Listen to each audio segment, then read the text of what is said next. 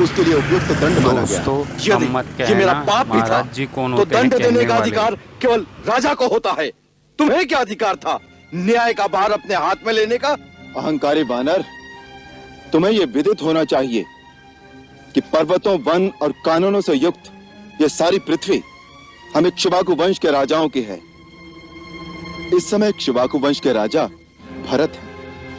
उन्हीं की आज्ञा का पालन करने वाला और पवित्र इक्ष्वाकु वंश का वंशधर होने के नाते यहां के पशु, पक्षी, नर, वानर सबके प्रति दया का भाव रखने अथवा उन्हें दंड देने का अधिकार मुझे प्राप्त है।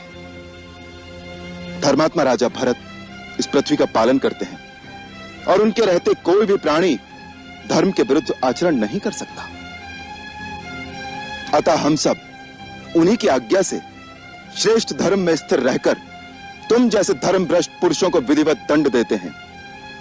वाली, सत्पुरुषों का धर्म अति सूक्ष्म होता है, उसे समझना बहुत कठिन है। इतना समझ लो कि यदि राजा पापी को दंड दे तो पापी उस दंड को भोगकर निष्पाप हो जाता है, परंतु यदि राजा पापी को उचित दंड न दे तो उस दंड का फल राजा को स्वयं भोगना पड़ता है। मनु स्मृति में मनु महाराज ने भी यही कहा है, राजभी कृतदंड